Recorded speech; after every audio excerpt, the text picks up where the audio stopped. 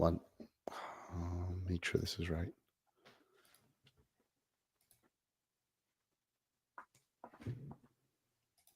All right, we are live. You know what? I need to scratch that because I did not have my script pulled up. We're just going to keep rolling because we're live. We'll do it live. Yeah. This is live entertainment, everybody. Yes. Hello, everyone. This is Raise Your Voice as part of the Fans First Sports Network. I'm your host, Brett Rutherford, joined as always by my good friend and co-host Darby Robinson. We are live on youtube.com/@RaiseYourVoice and also still available wherever you get your podcasts. If you really want to say thank you and you like what we do here on Raise Your Voice, head on over to patreon.com/RaiseYourVoice, where you can become a member for as little as $1 a month. And if you haven't already, make sure to like this video, subscribe to our channel, and turn on those notifications so you can join us every time we go live, which is we're going to be coming at you a lot more. It's the start of the 2025 season, and this is officially our 2025 season preview. Darby, spring training is almost in the rear view. The Rays are currently Raysifying George Steinbrenner Field in Tampa as the Rays plan on taking that over for this season and maybe in the future too. I don't know. Who knows? We don't know. That's why we're going to focus on what we do know, and that is the season starting this Friday when the Rays play host to the Colorado Rockies. Darby, man, I mean, it's just I got to the point in spring training where I got kind of bored. I love the start of spring training. I love all the tweets. I read everything at the start of spring training. But all best shape, it's the best shape of your life, hunting and yeah. I've said this for a while. Like 2 weeks in, I'm like, okay, I'm ready for games. Like they're never going to shorten spring training, mainly for the pitchers. But man, I'm ready. How about you? I get ready earlier and earlier. I reach the limit you're talking about earlier every single year. I feel like the older I get, the more I'm like 6 spring training games in. I'm like, I'm good. I'm ready. I'm done. Well, I'm done with this. Eventually it gets to the point where you get to see everyone for the first time on the field, maybe some new faces, some interviews. There were some interesting position battles, which we'll get to. I think that's kind of a new thing for the Rays. Like significant position battles were taking place in Rays camp this year, but ultimately and not just pitching, like not for the first time ever, like actual position player battles. And ultimately what you hope for at the end of from the middle on in spring training is that everyone stays healthy. And overall, there's still like a day left, so I don't want to speak too soon. Overall, the Rays have done okay health-wise. However, their opening day starter, Shane McClanahan, who was going to be making his great return from his recovery from Tommy John surgery, will not be pitching to start the season. He left a game last week, and I mean, it was scary. It felt like an arm injury. It felt, your head just goes to the worst places. They say it's the triceps. They're going to do imaging. They do the imaging, come out and say that it's nerve inflammation. But before the imaging was done, though, Kevin Cash did give the dreaded prognosis that Shane McClanahan would miss, quote, some time, which, I mean, there's nothing worse than that. That is usually a nail in the coffin for most players' seasons. I don't think we're there with Shane McClanahan. So maybe it was Kevin Cash just speaking too soon. Maybe his head was in the worst place when it came to Shane McClanahan. But Darby, you never like to hear Kevin Cash say that anyone will miss some time. Well, and he will miss some time, but not sometime. Yeah, sometime from Kevin Cash usually means like 8 months to 2 years. Sometime is not like he will be back in a couple of weeks. Like there's various levels of sometime. And to be clear, I did not hear, like, I don't know if this was on TV or radio or anything. Yeah. I only read it, so I didn't hear the inflection from Kevin Cash. We just heard those 2 words, those 2 dreaded words. Yeah. So it didn't look good. Anytime a pitcher throws a pitch, immediately yells in pain, and then immediately signals to come out with the trainer, not great. Don't love that. Super no bueno. Yeah, every possible. I think every Rays fan, every pitching fan, honestly, was probably thinking immediately worst case scenario there. I mean, Shane McClanahan's coming back from his second Tommy John surgery, a third Tommy John surgery. Basically, you're done.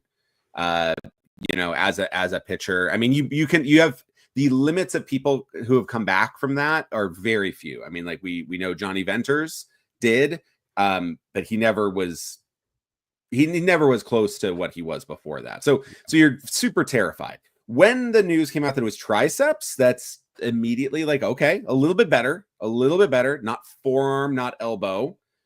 That's better, but still you kind of are just waiting on the imaging, right? And that's scary. And I think especially as Rays fans, right?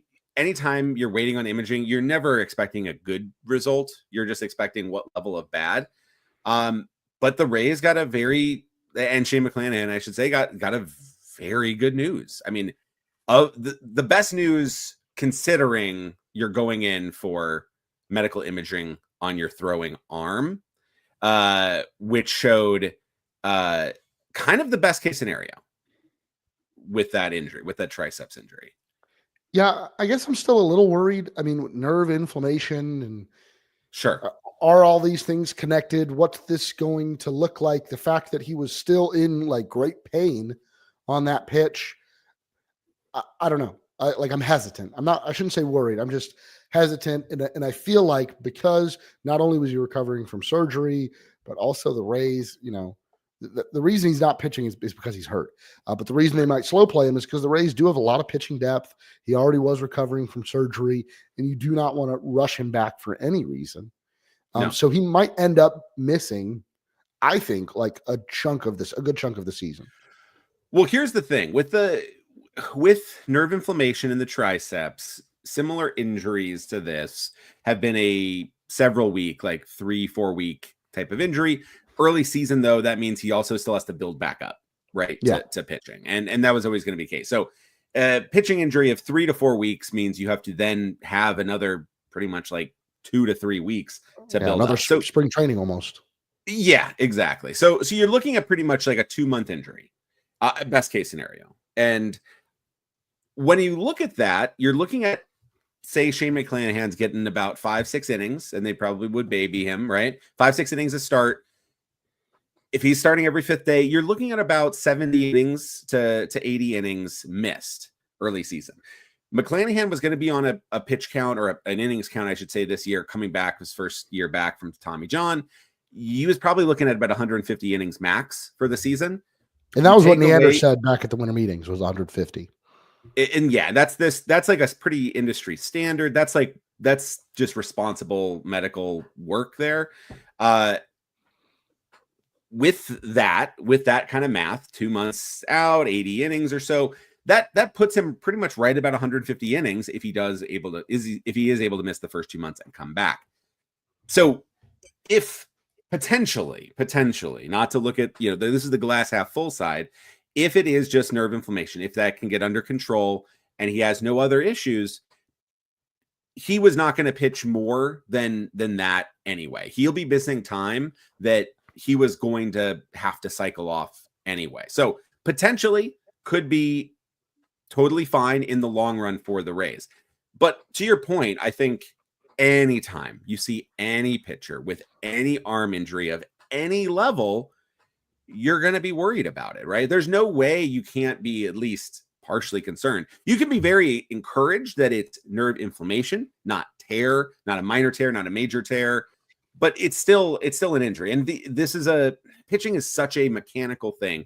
Every piece of your arm is working. Every piece of your body is working. So when something gets injured, it's a ricochet, right? Everything else starts to have an effect. So you might put more strain on your forearm or your shoulder or your elbow, and then that leads to another injury there. So the Rays are going to have to be really cautious about it, but they are built really well. This is where we were talking about Zach Littell kind of being the odd man out, having too much pitching, right? And we kind of always said, like, we have too much pitching, but can you ever have too much pitching? But we fell into the trap, Darby. You fell into we were like, we just looked at all the names, we listed it out, and we go, Zach Littell, number 7, that's too many. I mean, from January on, our discussion on this podcast, I feel like every episode we talked about how are the Rays going to deal with 6. Like they had to trade Jeffrey Springs because you had 7 bona fide starters, and then you still had 6 and then they decided, Drew Rasmussen was going to be in the rotation, so that was like a definitive 6. Like, what do you do with Zach Littell, who was statistically your best starting pitcher a year ago? Yeah. We were talking about let's trade him to the Mets. Like we were just let's see what we get from the Mets. The Mets need starting pitching. Look where the Rays would be now. Look at the Mets. The Mets are a great example, though. We talked about the Mets because they're a mess. They just signed Juan Soto. They have a huge payroll. That pitching staff is terrifyingly bad. Like it is very hurt. Like they are pieced together. They would kill for a Zach Littell. That would be a huge boost to them. Huge boost. I mean, the Yankees went out and signed Ryan Yarbrough to give him some innings. They would kill for Zach Littell. Like. No offense to Ryan Yarbrough, always love Yarby here at DRA. When I saw that was a major league deal, my jaw kind of dropped. Like I didn't know. I guess I haven't seen how bad it is for the Yankees. It's been a bit for Yarbrough's like kind of being like that guy, but like good for him and get that bag because length is difficult to come by.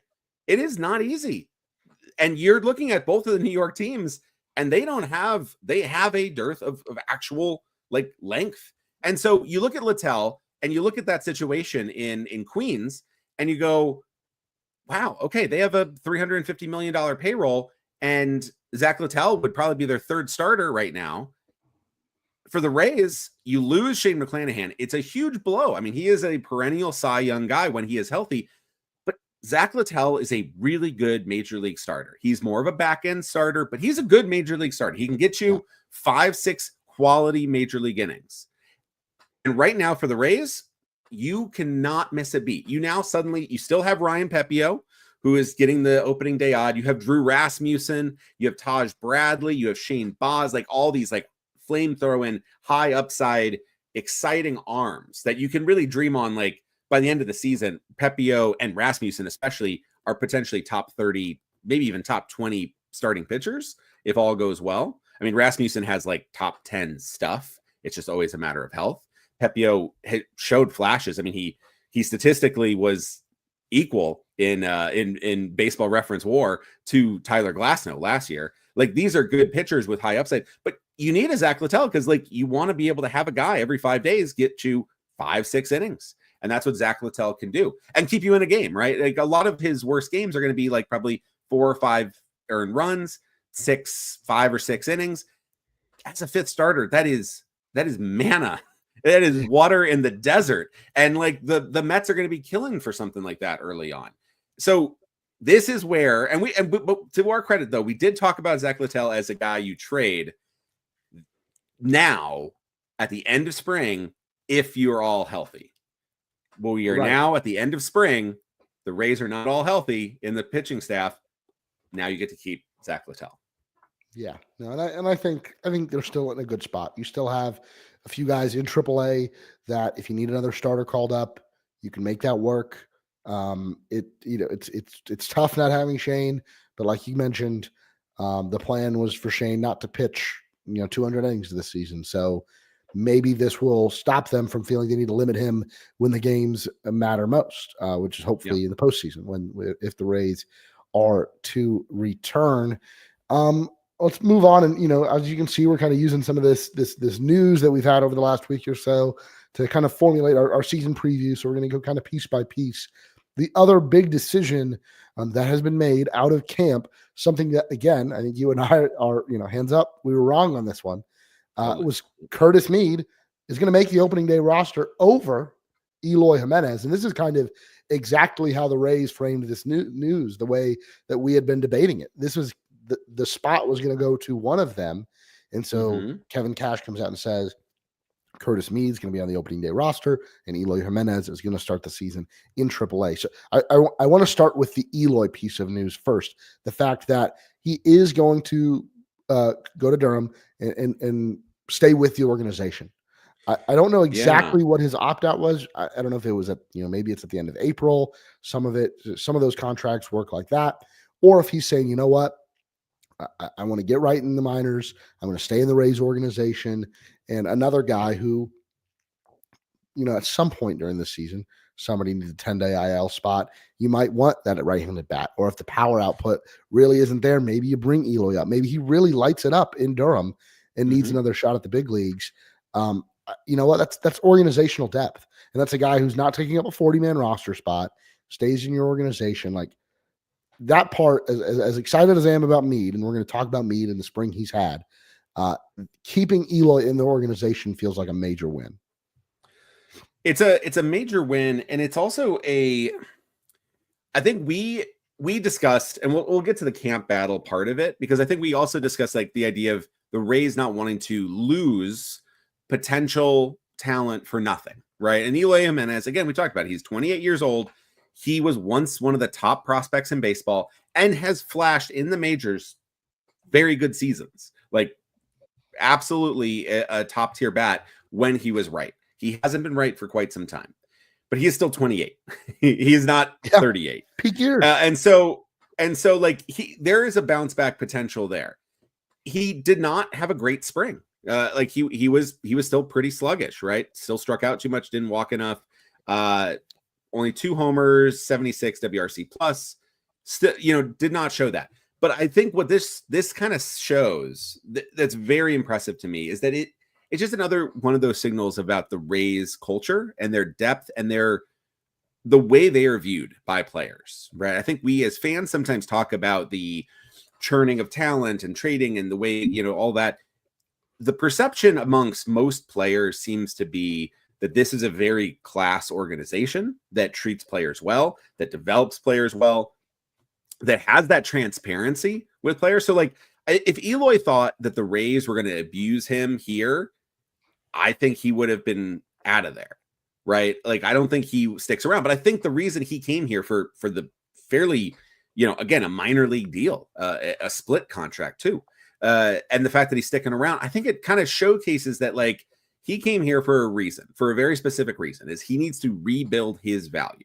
He needs to show that he can get healthy, he can stay on the field, that he still has years of production left in him. If the Rays, if Curtis Mead outperforms him and he doesn't get his chance with the Rays have shown that they will treat veterans right. Ahmed Rosario kind of lost his playing time here. He was traded to the Dodgers, a very good organization that Rosario knew very well. He had just come from there.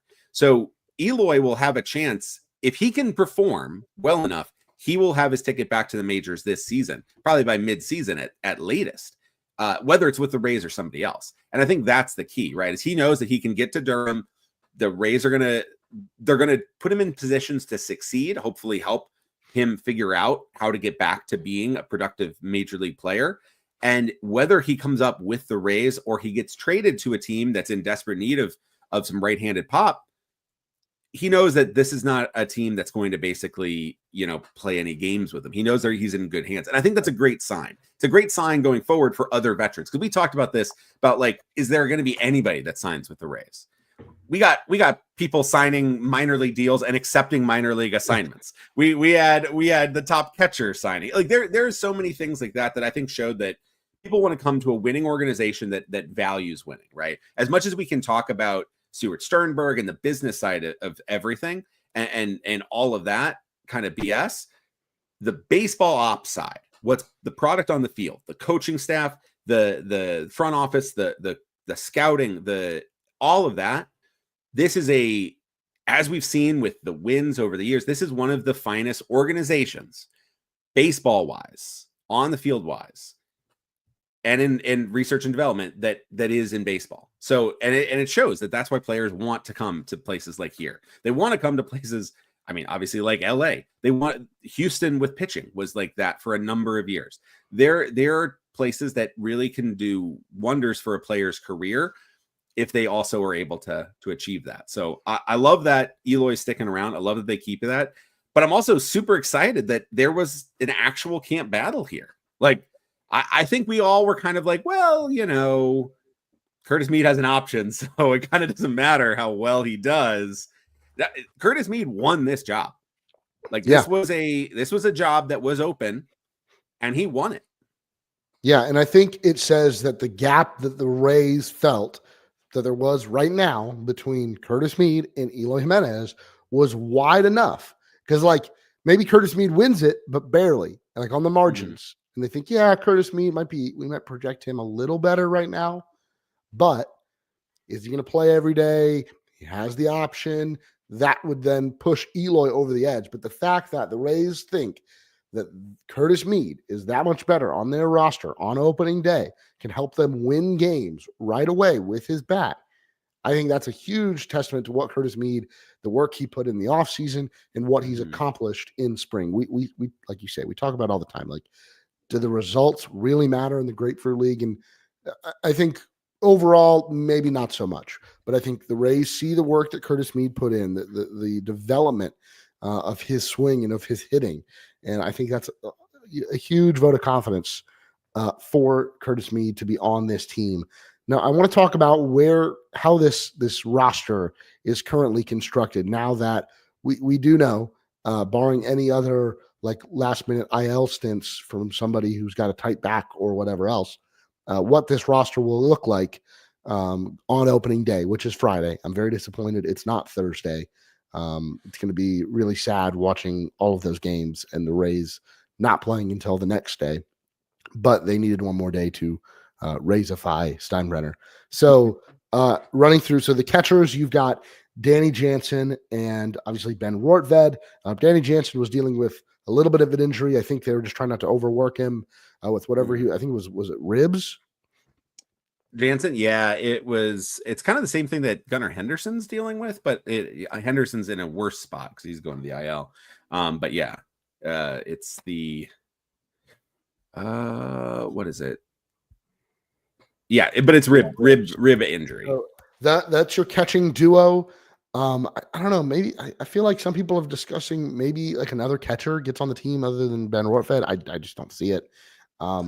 Yeah, maybe at some point during the season, but not to start the season. I don't know. I'm a Ben Rortved believer. I think Ben is a perfect complement to Jansen. I think he is a perfect major league backup catcher. Gives you another left-handed bat. I know Rortved's never going to line up for his bat, but I think just good contact though that helps. Yeah, solid contact guy. Like he is somebody that you could even like. He's kind of the guy like you could even see him pinch hit like in a Harold Ramirez type spot where you just want a guy to like put contact on the ball and maybe get a guy from third in. Like even that. Like he's not a power guy. Like he's got all the biceps in the world, but it doesn't generate home runs. I do think we'll see more situational hitting like from the Ray. I think more of an emphasis on that is something that we'll see. And when we talk about Mead, that's the one part because I have a caution about him and I have a positive about him, and that's part of it. But yeah, I think Rortved's a perfect compliment guy. I've not seen enough from any of the other catchers right now to prefer any of them over him right away. I think they're all in a similar vote of like they're fine, but I think Rortved has more major league experience. He seemingly and he performed well early in the season. He did have a little bit of a nagging injury as the season went on that I think kind of affected him a bit. So hopefully him being fully healthy, he'll be able to perform a little bit better. But again, backup catcher, I think he's perfectly fine. Yeah. Okay. Infielders, we have Yandy Diaz, Brandon Lau, Junior Caminero, Jonathan Aranda, Taylor Walls, Curtis Mead, Jose Caballero, and then Richie Palacios will obviously play some infield as well as Jose Caballero playing outfield. Yandy Diaz seems to be the starting first baseman, although I think we'll see him just gradually take more days at DH, maybe a couple more off days sprinkled in, especially with a guy like Curtis Mead on the roster. I think we'll get some time at first base. Brandon Lau, Aranda as well. Yeah, Jonathan Aranda will get mixed in. Brandon Lau at second base. Again, you will not play him every day against lefties. Again, especially with Curtis Mead, I think he can fill in against some lefties for Brandon Lau. Third base is Junior Camineros. I think when he needs the odd off day, or if he picks up a ding here or there, I think you're fine putting a Curtis Mead there in the short term. I'm not crazy about Curtis Mead's defense. I don't think anyone is, but he can play third base. He's done it through most of his professional career. And you can have Caballero be a late inning replacement there. He is defensively. Yeah. And then Taylor Walls is going to be your opening day shortstop, while Ha-Seong Kim continues to recover from his injury and from his shoulder surgery. And then you've got Jose Caballero as your backup shortstop there. So feel really good. Richie Palacios could also play some second base. Unless Brandon Lau were to get hurt, like I don't see Palacios playing much second. I think that's going to be Brandon Lau and then Curtis Mead and maybe some Jonathan Aranda in there. Yeah. It feels like Palacios is more Caballero in the outfield. Eventually Kim, eventually maybe even Wall. Like, there's too many people. Yeah, Caballero can play second as well, like maybe once a week, and you DH Brandon Lau. So I don't know. Palacios has like the ability to play the infield, and maybe if you're pinch running guys and moving guys around, he ends up at second base sometimes. But I feel really good about the infield depth. I feel really good about where those guys are. It feels like you've got a backup for each position that you're comfortable with. You can platoon, you can mix righties in. I don't know. It feels balanced. I feel good. With the one thing that adding Mead over Eloy really does is it does give you quite a bit of flexibility. We've talked a lot about Mead's defensive issues, and he is definitely not a great defender out there. The key is, can he be a mediocre defender, right? Can he be like not a active detriment to the team at defense? And I think he can. I think he is not great. Obviously, I don't think he's ever going to be a Gold Glove type of infielder, but I think he cannot kill you out there. And I think that's where, if he can get to that point, that flexibility is great, because Eloy can't play the field, right? If you put him in the outfield, he will probably spontaneously combust. And so you only have a DH. So with Mead, DH is probably his best position, but like first base, second base, third base, that gives you much more flexibility. Same with Aranda, right? Like Aranda and Mead are both not good in the field, but their bats should be quite good and giving you that contact ability that the Rays so sorely have stressed and need. And so the fact that they can play, or at least stand in multiple positions, is very helpful as a team, where you can like want to do some flexibility and want to get a little creative with it. So Mead being added in to this is such a fun boost to the flexibility, because you listed that, like, that's, everybody has like 3 positions potentially. I mean, Caminero can even play multiple positions, but they're not going to want to, because they want him to be, kind of get comfortable, which I totally agree with. But you have so many people that can play multiple positions out there that I think you're going to see some very creative lineup usage with that. Yeah. And we didn't even mention Christopher Morel. He played second base with the Rays last year. He can play. He has played third base. He's played second base. He is stood at first. He is going to be in the corner outfield. Yeah. So there's people that can play kind of all over. Yeah. All right. Outfielders. We've got Josh Lowe. We have got Christopher Morel, Johnny DeLuca, Richie Palacios, and then I think Jose Caballero, who we'll see out there. I'm excited to see him. I know he's played in there in spring. Like I said, haven't watched a whole lot. So I'm excited to see what he looks like in real games in the outfield. And here I'm a little worried about the outfield. I think this is one of those position groups that we talked about adding offensive thump to. There are going to be days where you're like, man, I really wish we could have Jonathan Aranda and Curtis Mead, like their bats in the lineup, but because they are limited defensively, you've got so many guys fighting for so few spots that you have on the infield. In the outfield, Christopher Morel, there's still big question marks about his defense. If you let him really get the runway in left field, I think he can figure it out. And obviously, we all know what the upside there is with the bat. Johnny DeLuca, not convinced as the starting center fielder. When we had a kind of a state of the roster episode towards the end of last season, I was not convinced by Johnny DeLuca. He was the one guy who I said I wouldn't bring back, or I wouldn't count on to be a starter. And the Rays traded Jose Siri and did not acquire anyone else. Now, we have talked a lot about Chandler Simpson. It does not seem like, he's already been reassigned to minor league camp. Maybe we see him sooner rather than later. I don't know. I'm not convinced by Johnny DeLuca, but there's a lot to be excited about, like that Johnny DeLuca can do. He can be an elite defensive center fielder. He can swipe a lot of bags. He's just got to get on base enough, and I'm not really counting on any power from Johnny DeLuca, but it's a lot of hoping in terms of his production. With DeLuca, this is where I think the Rays. I think I'm similar to you. I kind of kept thinking they were going to get a right hand or a left-handed complement to him, as like, and just kind of do strict platooning out there. The fact that the Rays didn't, the fact that the Rays felt comfortable enough to trade Jose Siri, which I think we talked about, it kind of maybe has more to do with Siri than it does necessarily DeLuca. But I think there is a level of, listen, he was the second piece in the Tyler Glasnow trade. Like that was an important piece to that trade. Down the stretch, DeLuca was starting to get a lot more playing time. The Rays really did like Jose Siri, and like they considered him the finest defensive center fielder in baseball right now. Took over for Kevin Kiermaier, who's a platinum glover.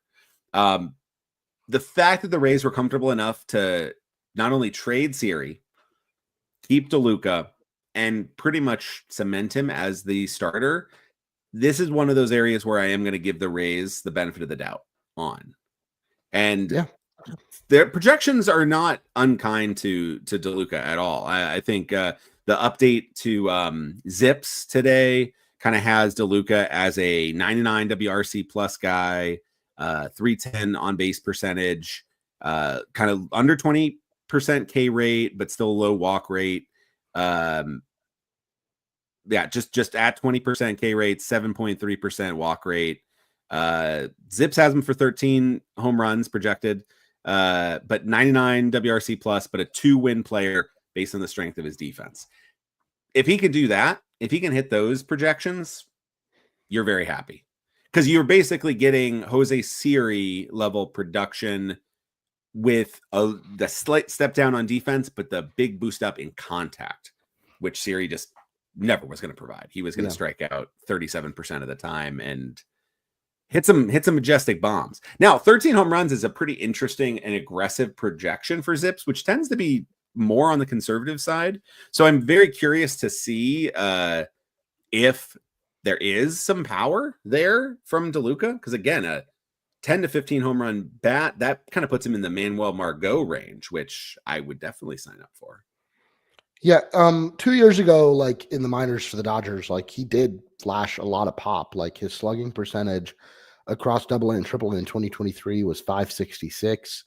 I don't know. I think there's some in there. Like if you can just, like you said, focus on pulling the ball, playing in Steinbrenner, maybe there is something there. Like we just didn't see it last year.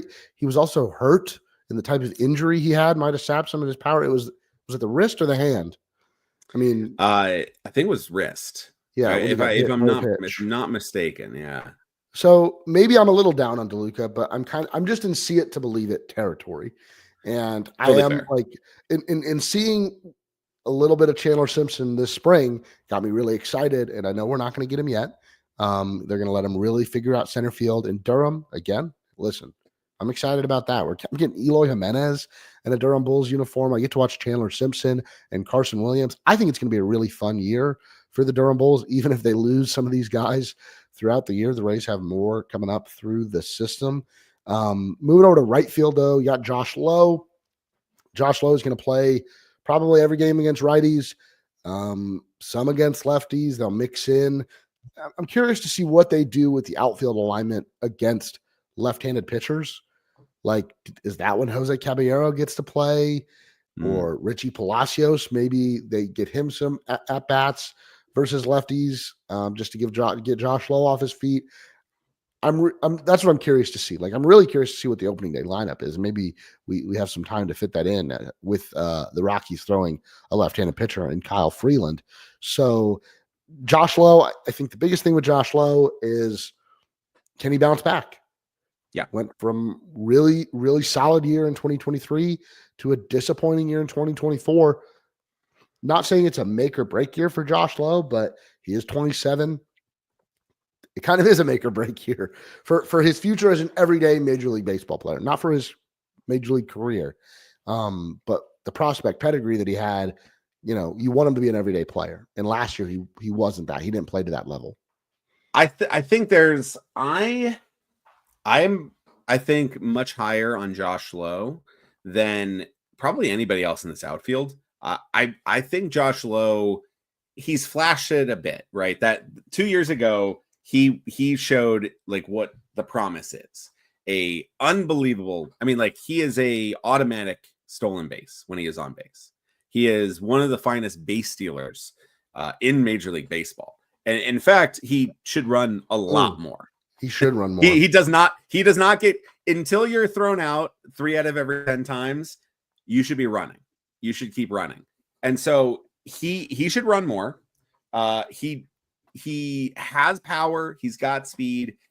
He's not terrible in the outfield either. I think, back to the Zips projections, he is projected at 3.1 wins above replacement, which would be third in the lineup. Third most on the position player side, 117 WRC plus, league average defense, 326 WOBA. Yeah, like pretty much exactly what you're looking for. Possibility of a 2020 like kind of season, 2030 probably more likely. The speed is much more there. I think if the Rays are a good team, Josh Lowe is really good. I think if the Rays are underperforming, Josh Lowe probably has seen, like 2 years ago was his like best season. I think that's the level. Is if you could pick one player, if you're like told me at the end of the season, like how, like give me their stat line to like make me know like how did the season go, Josh Lowe is that guy. Yeah. If he's a 3.5 win player, I'm like, okay, the Rays are awesome.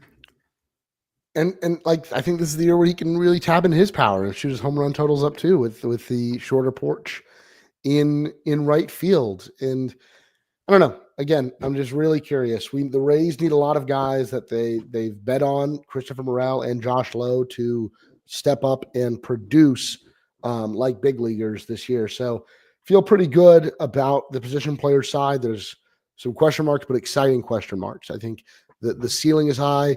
I think we know what the floor is for most of these players. And that's a little reassuring. Like, could you roll the dice and the Rays finish in 5th place in the American League East? Yeah, that's a possibility. Sure.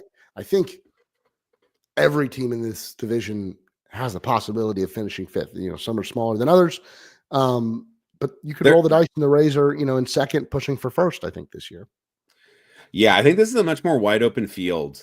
With the Garrett Cole injury in New York, especially, I think you are looking at the Yankees as being a much more high variance team than they've been in the last few years. The Red Sox have had a really good offseason, but they have a lot of variance there as well. Toronto, I mean, they've been all over the place. I think this is one of those interesting years where, like, I think you could again shuffle that up and you could see these teams in any order, and I wouldn't be crazy shocked. But yeah. I don't think the Blue Jays have a chance to win the division, but any other team could.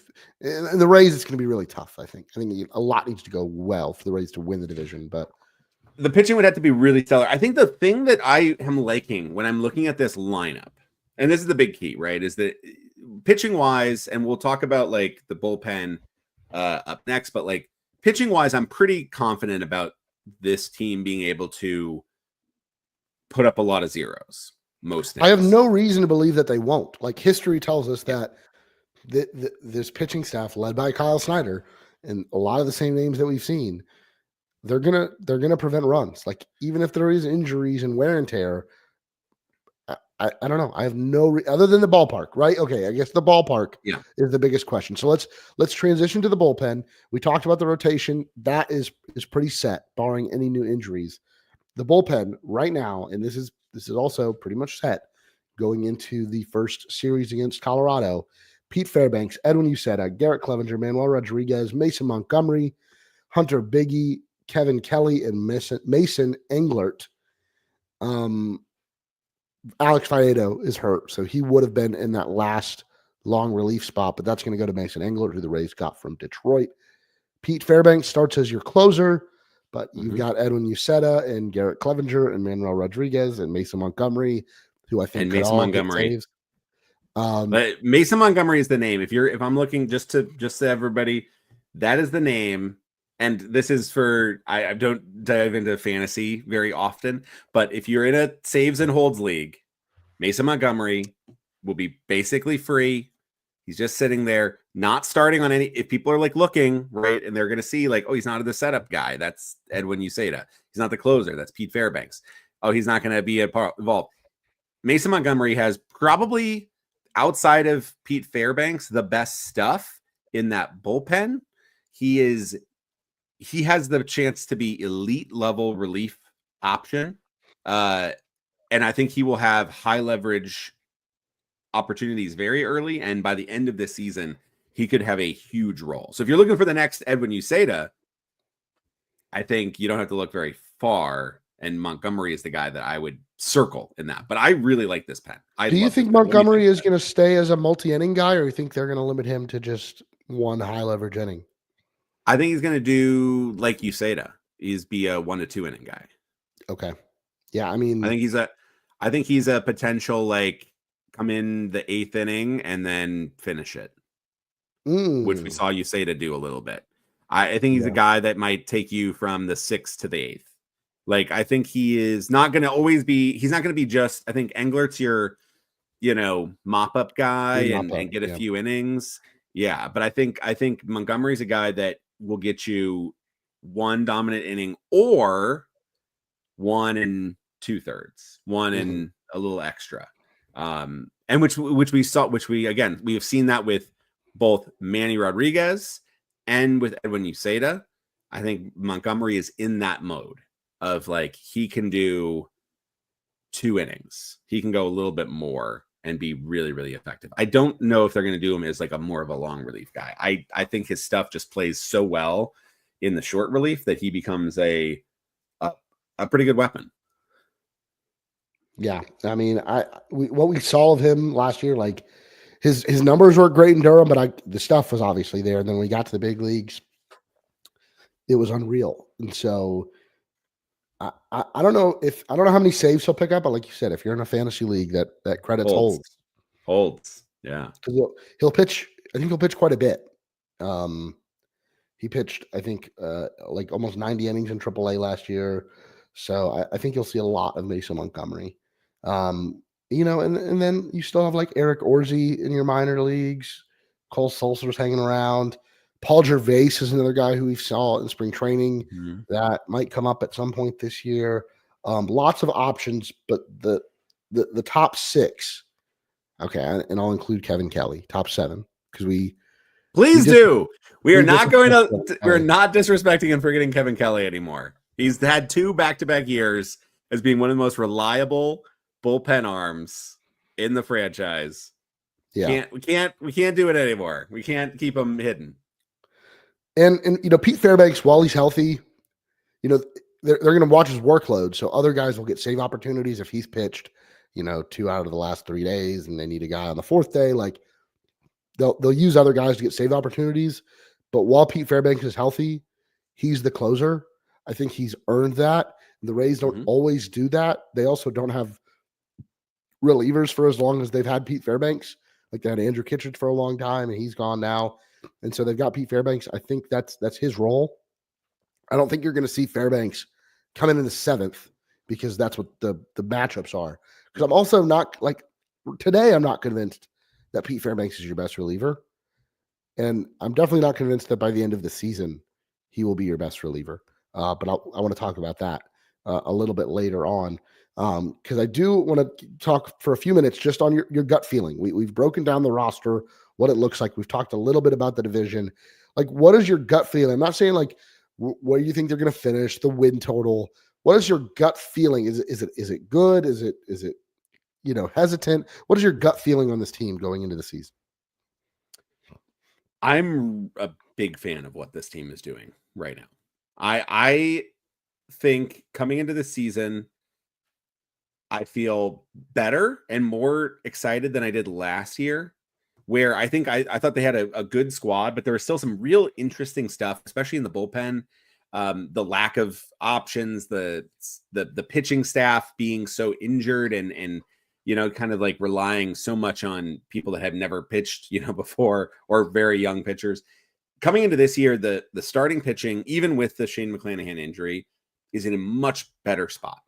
The bullpen looks fantastic, looks very deep, and there's options galore. We talked about not having enough options. Now you got Montgomery, Biggie, Kelly, and Engler, all with options. So there's plenty of shuttle potential and guys that can shuttle down below. The offense is so much more exciting than it was at the start of last season coming in. And that's without like guys like Isaac Paredes and Randy Arozarena. I think what I'm looking at with the team was there is a lot more. It maybe lacks some of that pop at the top, but you still have Lau, you still have Yandy, you have a full season of Junior Caminero. And this is the big key here is when I'm looking at that lineup and I'm looking at the depth, I'm looking at a lot more of the classic Rays when the Rays were really good on offense. It wasn't because they had 4 studs that can just like produce for you. It was because they had 9 guys who didn't suck. And I think that's much more where they're at is you got, I think some good studs in there. I think Brandon Lau's set for a huge season in that small park. I think you have Yandy Diaz is a unicorn type of hitter. I love Yandy Diaz. I love that they already picked up his options. Junior Caminero has the potential to be elite, but this is a lineup that you have players that have less holes in their swing, much more ability to just like put the bat on the ball and give you a competitive at bat in the 8th and 9th hole. Have a catcher that's not a black hole. Have some options when you're getting to that 7, 8, 9 spot that isn't just 3 automatic outs. And I think that's what makes me the most excited coming into this season, that I think this is a team that should have the expectations of competing for a postseason spot. Whether that's the division or not, I think wild card, there's a wide open field there. And I think this is a team that has a lot of depth.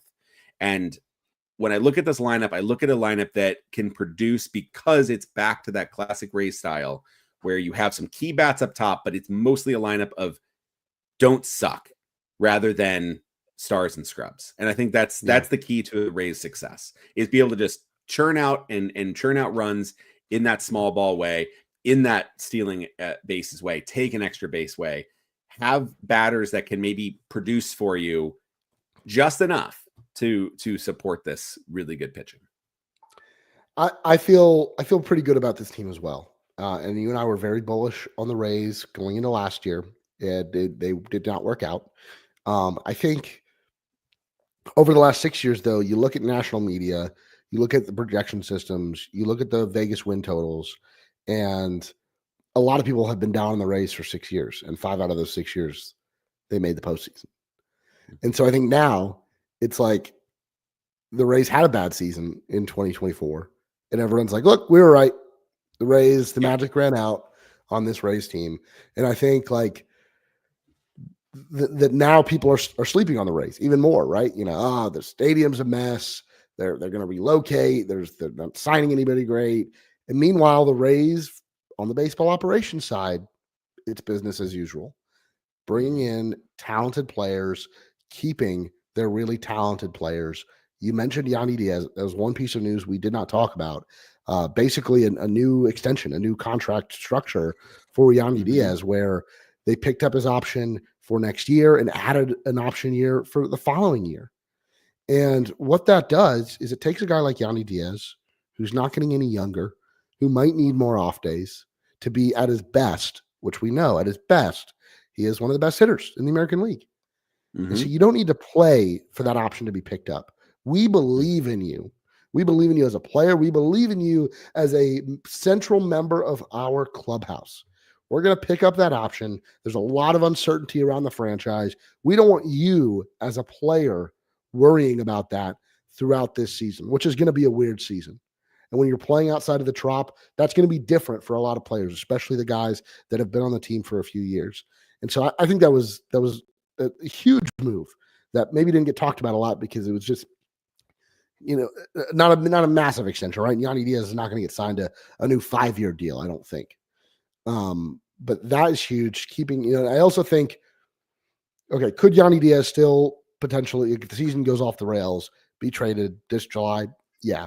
But I think you feel a little more certain that he will not be traded at any point this season. We'll revisit in the offseason. We can revisit in the following July around the trade deadline, depending on where he is, depending on where the team is. But again, another huge vote of confidence for an all-star level player. I think that's huge.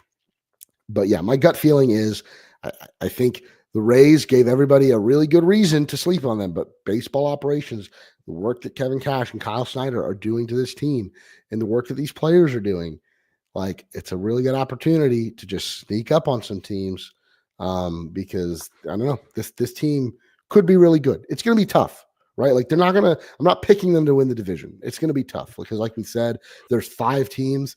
It's going to be tough to finish on top of all 4 of them because one of those other 4 teams are going to hit the higher end of their expectations. It's the Rays could have a great year based on expectations and still not be enough. So it's difficult, but I think they're going to be right in it for the postseason. I feel like they will make the postseason. And I want to talk about our predictions for standings and everything in just a little bit. I do want to move into some more specific predictions. Go through. We've talked about the roster. We've talked about some guys in the minor leagues that we might see at some point this season.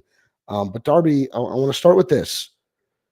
Given what we know, who do you think will be the Rays leader in innings pitched come the end of the 2025 season? Now, for this, I just want to clarify. This is innings for the Rays, not they started with the Rays, end the season somewhere else, total innings. It's Rays innings leader. Yeah, I think so. Or you think could someone like come in having innings under their belt? No, I meant more. Yeah, sort of like, is this a total like that player had X number of innings in the season and they started or ended with the Rays, so it all counts, or is it just the time with the Rays? Because I'm counting it as just the time with the Rays.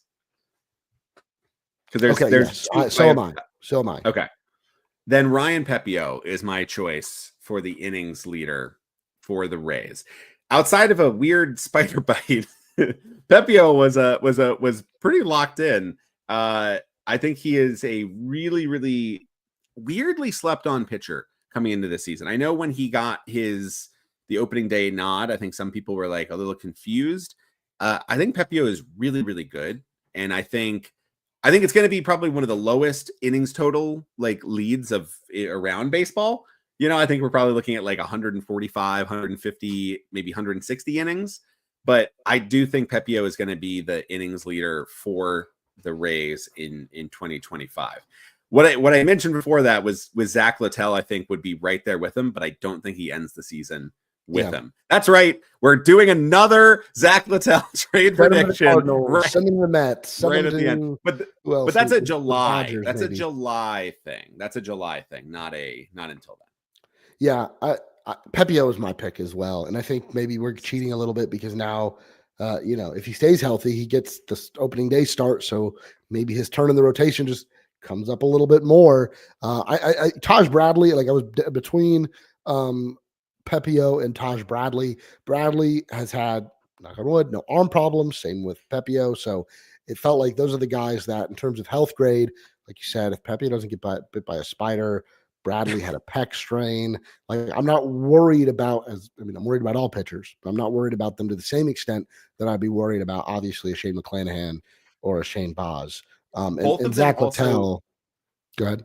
Just with Taj is a great other option. Both of them also got to pitch enough last season that because this was their first, like that was the most innings both of them had pitched last year, which now raises the ceiling for how much they can pitch this year. So that's a great option on Taj as well.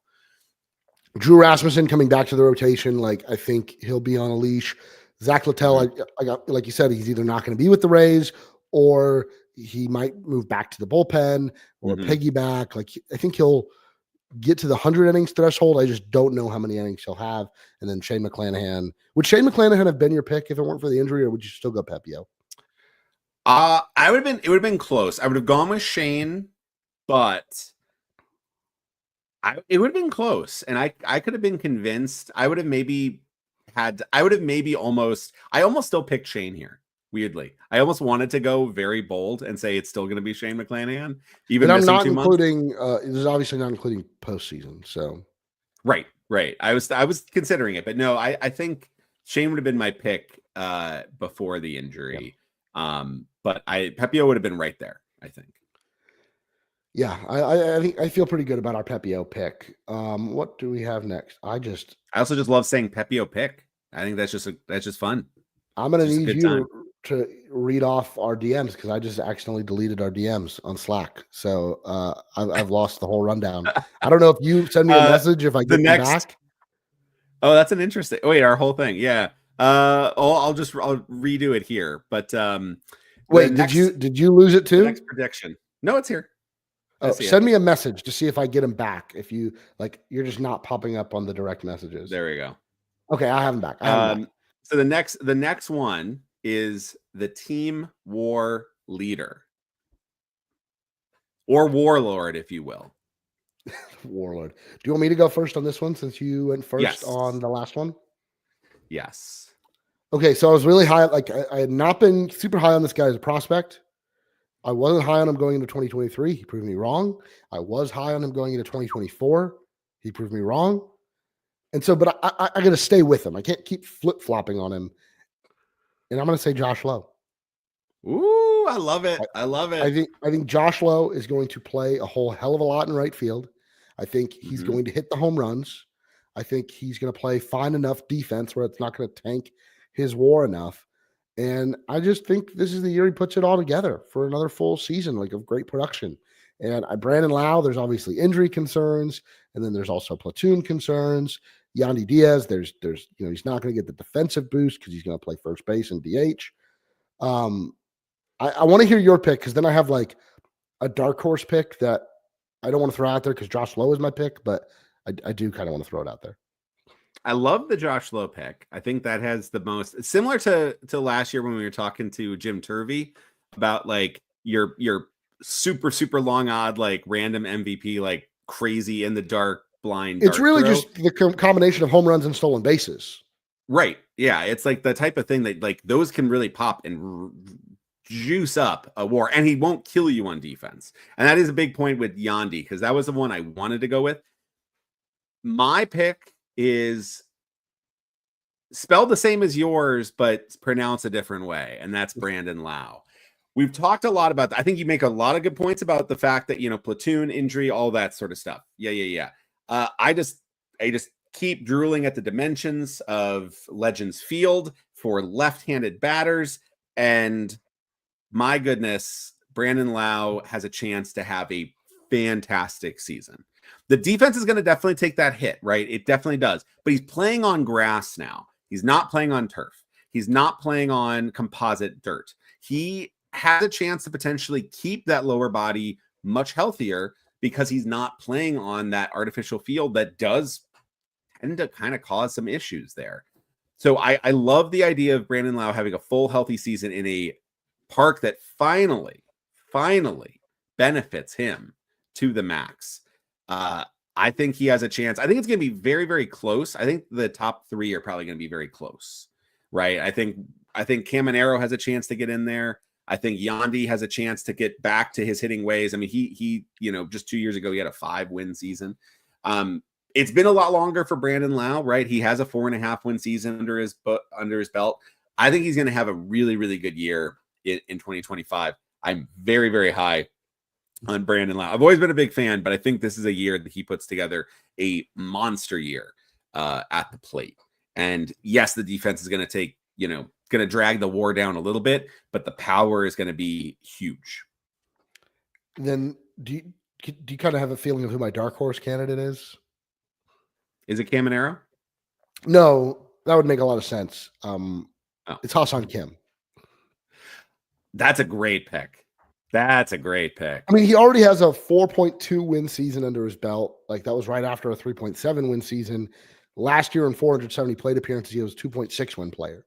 So like when he's played, he has been a 4-win player. And I'm skeptical about the offensive production when he comes back, but I am fully under the assumption that he will be the starting shortstop when he's back. Might he get some days at second? Might he get some DH days or some off days? Yeah, but the defense is so good at short. Plus, at minimum a league average bat. I think he could rack up the wins above replacement. It would take a lot going right.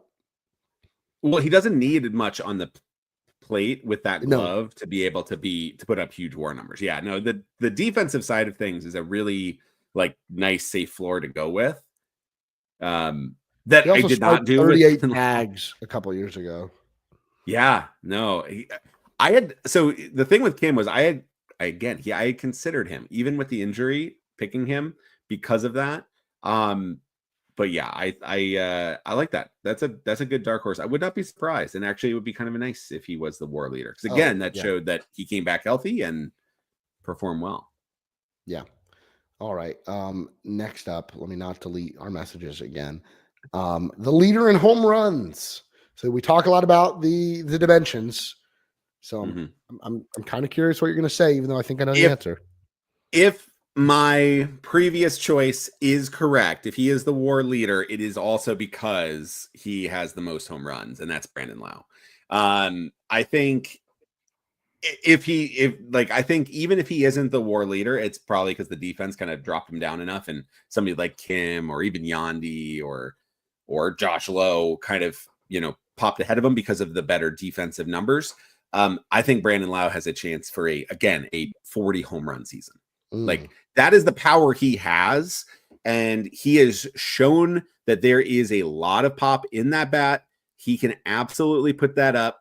I think 30 home runs is my expectation, but I could see him absolutely putting together a monster year. He had 39 home runs back in 2021. He's had 21 home runs the previous 2 seasons, missing about 50 games each. In this hitter's park that does benefit for fly balls from left-handed batters pulled, I think Lowe has a chance to put up huge numbers. Yeah. I like the Lowe. Again, I can't be confident that he's not going to miss 50 games again. That's just the way it is. Of course. So with that being said, I'll take the younger, everyday third baseman, Junior Caminero, the best power hitting prospect the Rays have ever had. And the fact that he's going to get a full season, he's going to play every day. It just feels like this is Junior Caminero's breakout year, ready to go. And maybe if he does, if he gets to 35 home runs, he's got to be right up there and wins above replacement as well. I'm still going to stick with my Josh Lowe pick because I think he's going to have a great season.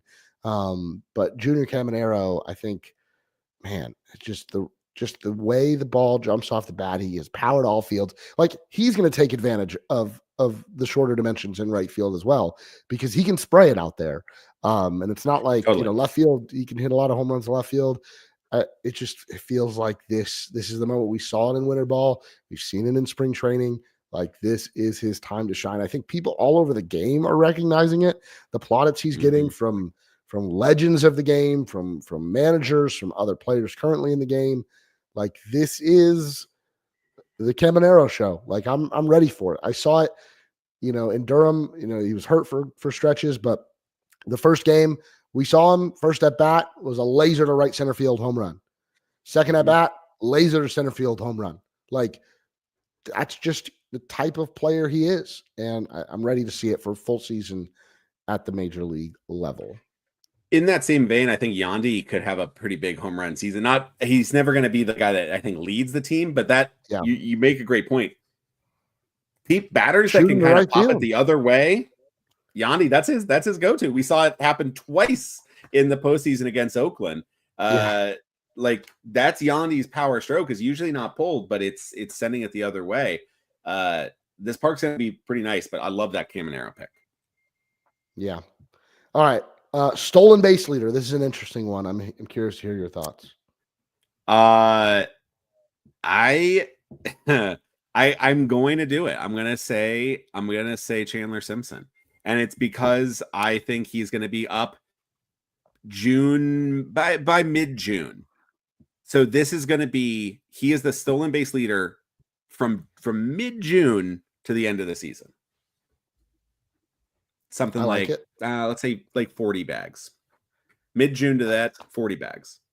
So is it scary if I'm kind of taking the antithesis of your selection, and The I'm going to go Johnny antithesis. DeLuca?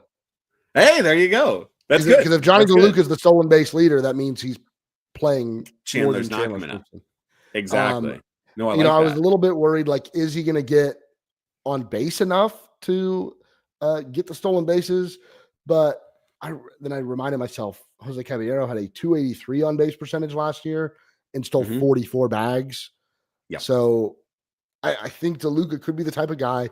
He's hitting at the bottom of the lineup. The Rays are going to look to extract as much offensive value as they can. So if it's not coming in the form of power, get on first and then take second. So a little bit outside the box there. Yeah, that could definitely get blown out of the water if Simpson plays for like even 2 months. He could easily Good. overtake Johnny DeLuca.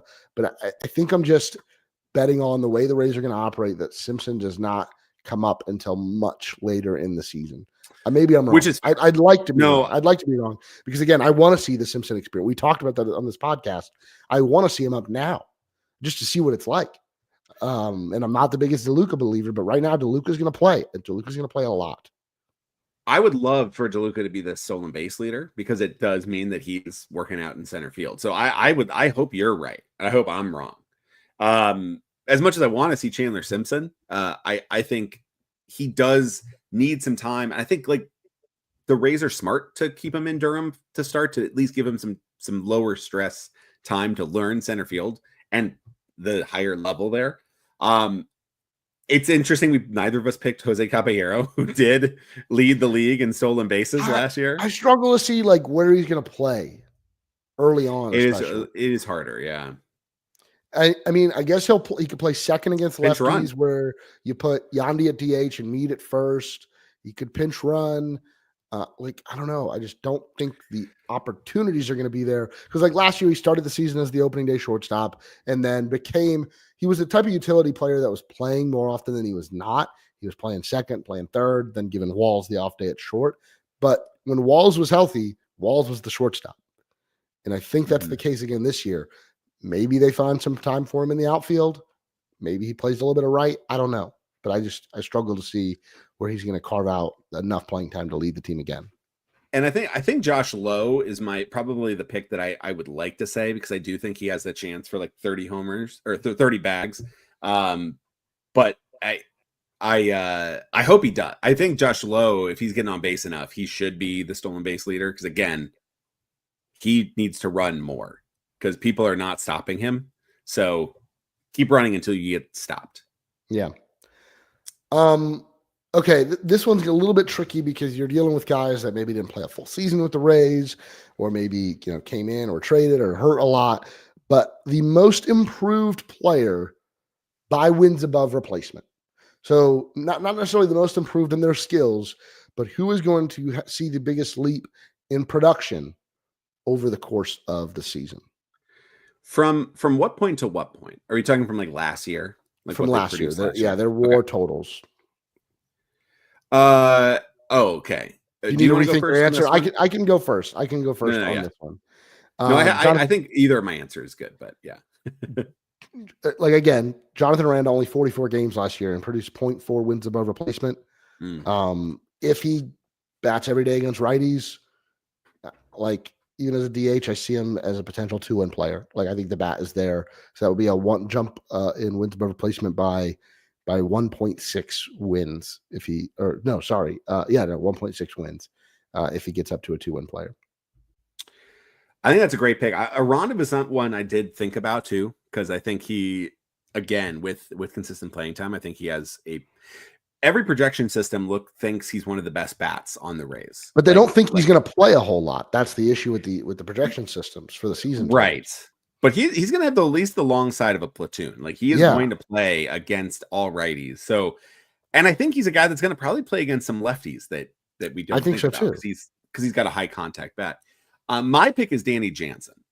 And that's because he had a weirdly down year for him. He only had a half win, 0.5 Fangraphs WAR. And I think if he plays consistent, again, like 2/3 of the starts at catcher, he's going to be easily into the 2 wins above replacement, possibly even as high as 3 wins above replacement if he plays really well. So I think you're looking at a solid 1.5 win floor of like improvement. So Yeah. I think that is that was the guy I wanted to pick, kind of coming in, because like the last 3 years he's had 1.5, 2.7, 1.9. So even on the low end, and it's 1.5, that's still a full win above replacement boost. I think the person I really wanted to go with here, that I didn't, and I kind of feel like I should have, to be perfectly honest. There's a couple here, because I should probably go with Brandon Lau since I talked about him enough. And if I do think he's going to do that, like he was only last year at 2.3. So if I think he's going to be the WAR leader, that's another like 2.5 wins. What about Christopher Morel? Christopher Morel only was a -1 player. Christopher Morel is a great pick. I think he was -0.8 with the Rays. I don't know. Again, actually, Christopher Morel, you're kind of talking me into Christopher Morel, because I think I think he's probably going to be like a 1.5 win player with the defense just absolutely crushing the hell out of him. But like that's positive. That's a huge boost. But I know the defense isn't there, and so I'm banking on him to return to form with the bat, and maybe he does. So the player I kind of wanted to go with, I went safe with Danny Jansen. And Brandon Lau was too good last year, because it's like probably, you know, even if he's a 4.5 win player, that's really good, but that's only a 2.2 improvement. The player I really wanted to go with here, and to be perfectly honest, I probably should have just gone with, so I'm just going to mention him, so I'm going to take 2, is Junior Caminero. He was 0.7 wins above replacement last year in about 40 games. He has a chance to be like a 3.5, 4 win player if he stays healthy and performs at the level. Like, so he has a chance to be monstrously big. So I think Caminero is, I think, the guy. If you were putting, I don't know if anybody's giving you money on this line. Probably an unreputable source if they are. That would be the one to put the money on, because like, my goodness, you know, you're getting less than a win above replacement. This guy's a starting third baseman for this team. He's 21 years old. The team fully commits in him. I think he has a chance to have a huge year, because I also think his defense is not terrible at all. I think his defense actually showed really good flashes, and projections don't see him as like, they see him as pretty much an average, maybe slightly below average third baseman. So with Christopher Morel, you're looking at like very, very poorly projections for outfield. And that's that. We also saw that with Randy Arozarena, right? Like he was like a -15 Fangraphs defensive rating in left field last year, and that dropped him down to just like a 2-win player with the bat, like kind of picking up at the end of the season. So that defense, when you talk about WAR, any of these, you really have to look at defense, because it position penalties. So like with DH for like Aranda is going to definitely hit him. Like Aranda could be a 130 bat, but like if he's just DH in first base, his WAR is probably going to be like 1.5 wins, you know. But he was 0.4 with 44 games last year. And so I just feel like if he plays 130 games, you know, the defense maybe the calculations, the defense hits him even harder than, I don't know. We'll see. I really believe in the bat. Where Christopher Morel, I want to be, it's wishful thinking, and I want to be high on him, but I'm just a little more hesitant. A couple more to go. We're closing in on an hour 15 here. This is one that you came up with. So I kind of want to hear your thoughts first, but most important player. So not team MVP. And I want to leave it up. I want to leave it at that, because I think you can interpret this in multiple ways. So most important player, who do you have? Most important player. This is what I sort of said. I think Josh Lowe is the guy.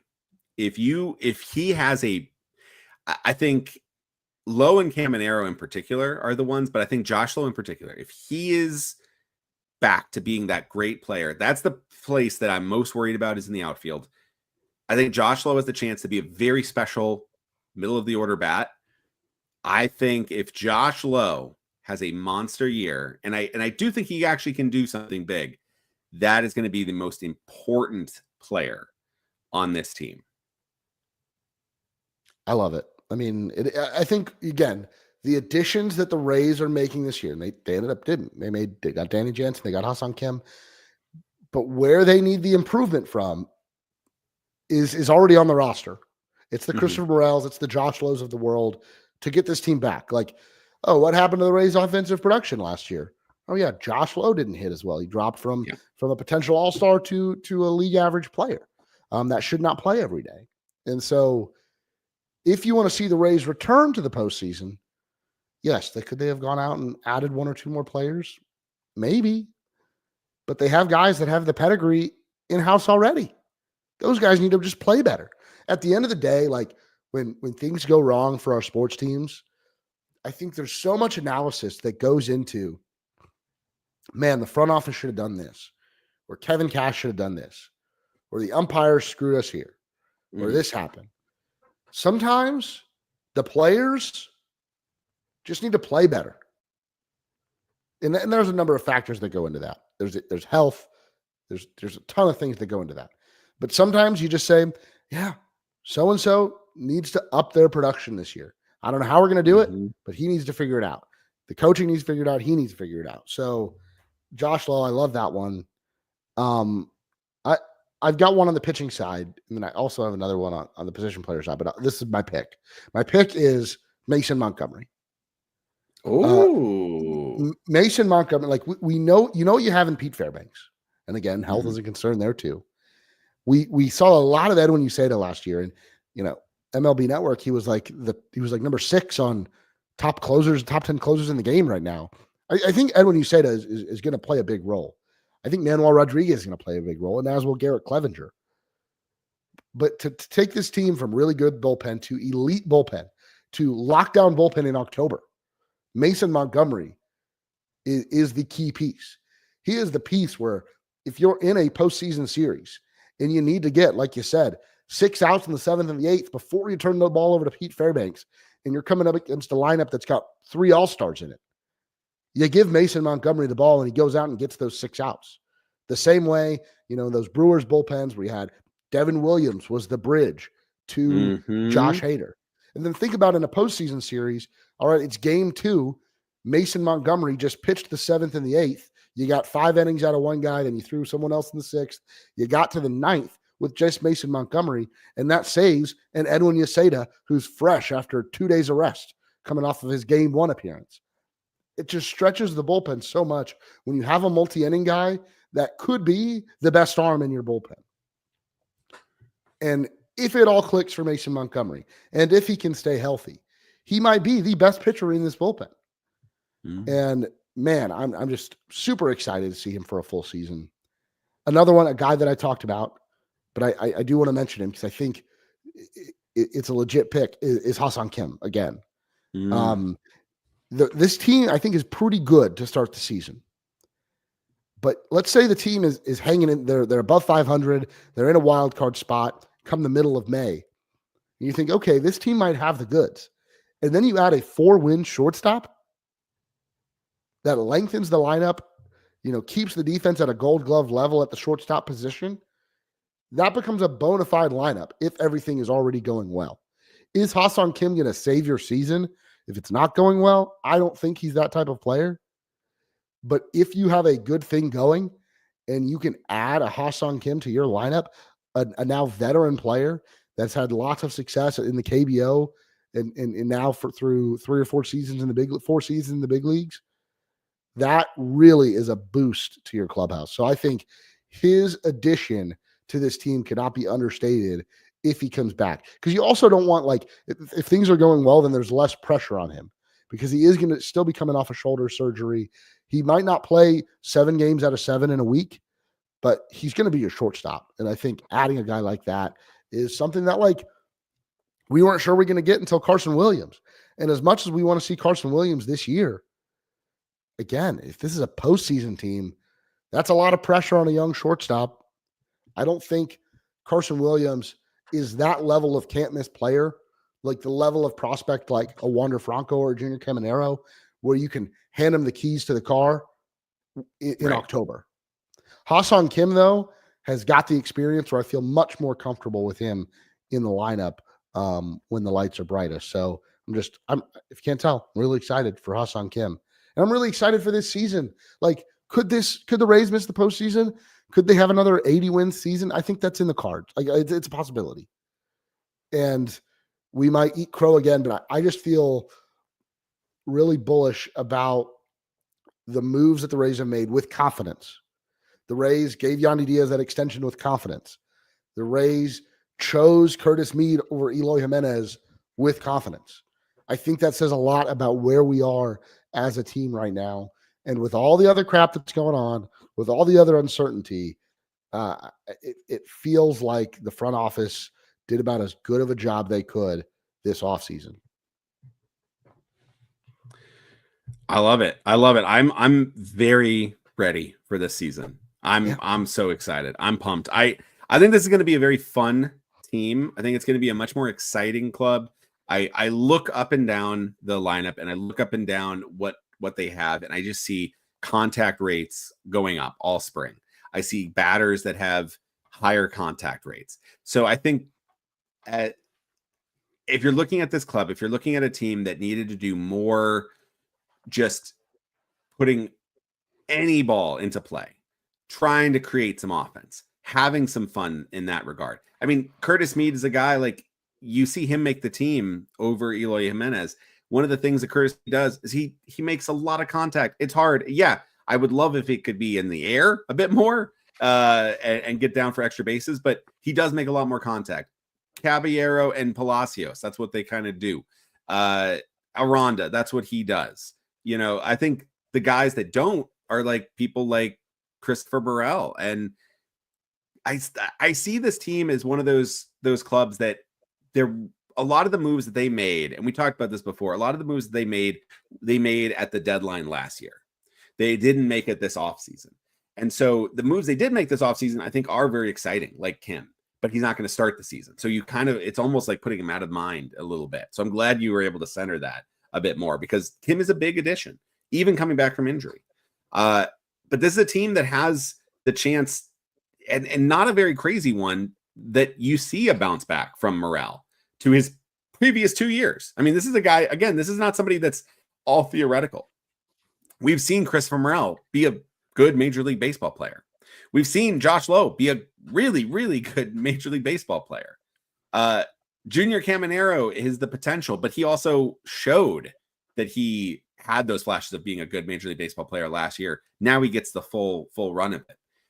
We know that Brandon Lau and Yandy Diaz, when they're on the field, are very, very good. We know that Danny Jansen, when he's on the field, is very, very good. Like, this is a team that has a lot more answers than we've had in the past. But there is definitely some room of, like, we won't know until a few weeks into the season. You know, is Morel hitting? Is Josh Lowe still looking lost? Is Taylor Walls still unable to hit like better than 30 WRC plus? Like, you know, these are these things. Like, are there going to be early injuries and nagging injuries for guys? Like, there's still a lot of things that can definitely take things sideways, but I'm really excited about the way this team is built, that there is not. Last year, I guess I'll just end with this for myself. Last year, there was a lot of question marks that I was excited about, but I was also very nervous.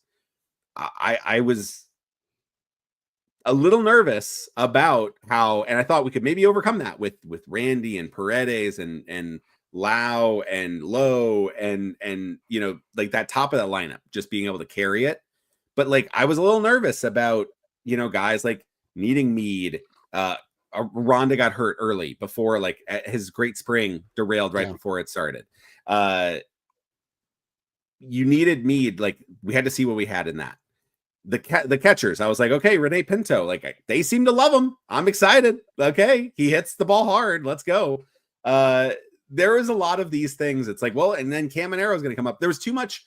These are young players, and we have not even seen them yet. And like, will they do it? Now you see still some young players, but there's a lot less emphasis. Like, Junior Caminero has now had enough Major League experience that he is not just getting his feet wet for the first time. And I think that's the type that's exciting. There's still plenty of fun prospects to come up, but the team is much more built on less question marks. Curtis Mead is on the bench, but he is not needing to start and produce like he was last year. Yeah. And that's the big difference coming into the season. Curtis Mead, we don't know what we're going to have in him, but you just hope that he can tap into it. He's also just 24. You hope that Aranda can have that full season, but it's less of them being like, okay, well, Aranda needs to be the cleanup guy. Curtis Mead needs to bat in the 2-hole. That was last year early on, and that's where things kind of went really off the rails a bit. So this year, it's built a little bit better. And we could talk about the adversity the team is facing, not being at Tropicana Field. I think that's also something that guys can rally around. I think like Richie Palacios, who's a guy we haven't spent a whole lot of time talking about what his on-field contributions, and he will find his way on the field. I think he is just such a good guy to have in the clubhouse to keep things light, to keep things positive. Having free agents like Danny Jansen and Ha-Seong Kim say, like, we signed up for this. Like, we signed up to come here and try and win. I think that is huge for this team. The last thing I'll say, and because we've talked a lot about how good the Rays might be, is this might be a really good chance to strike in the American League, because what other team are you really banging the drum for in the American League? I mean, the Yankees are still going to be a force to be reckoned with, as are the Orioles, and I think the Red Sox are going to come back with a little bit of a vengeance this year. But the Blue Jays are a lot of question marks on that Toronto Blue Jays team. The AL Central, still not good, right? Like, you're worried about the Tigers. Like, they might win the division, but then let's say the Rays are in a wild card race with who? The Twins, the Guardians, the Royals. You know, you look in the West. I think the Rangers could pop and be very good again this year. The Mariners could finally put it together, but the Astros are in a weird spot right now. Like, there might be a path, if there's no other standouts in the American League, for the Rays to just hang in there long enough and then all of a sudden put it all together in September and October and make a run for this thing. The National League, I mean, I don't know. You get to the World Series, you come up against the Dodgers or the Braves, who knows? But for right now, I think there's this pennant race in the American League. Like, the Rays are in a position where they can be right in the thick of it. So we'll see. Darby, we've been wrong before. We've been right a couple times, but we've been wrong maybe more. I don't know. It feels like we try to take this with a level-headed approach. And again, I think we feel good about this season. I think we feel excited about the possibilities of this season. And what else is spring training for? What else is baseball for? I mean, it would be really depressing if we came on here and said, yeah, man, I don't think Christopher Morel can cut it, or Josh Lowe is going to have a 35% strikeout rate, and every pitcher is going to be hurt come May 1st. Like, I don't feel that way. I don't feel that way going into any season. So I definitely don't feel that way going into this season. So that's going to do it for our first episode. I'll call this the first episode of the 2025 season officially. Yeah. Game start this Friday. The Rays taking on the Colorado Rockies. Almost sold out, like less than 200 tickets remaining for that game. I fully expect that to be a sellout come Friday. We have been live on youtube.com/@raiseyourvoice. If you haven't already, like this video, subscribe to our channel, turn on the notifications so you can join us whenever we go live. We're also still available wherever you get your podcast. Leaving a rating and review on Apple Podcasts is a great way to spread what we do to more and more Rays fans. If you really want to say thank you and you love what we do here on Raise Your Voice, patreon.com/raiseyourvoice. You can become a member for as little as $1 a month. As always, head on over to draysbay.com to check out all of the great Rays coverage. Once again, thank you guys for listening, and we'll talk to you next week.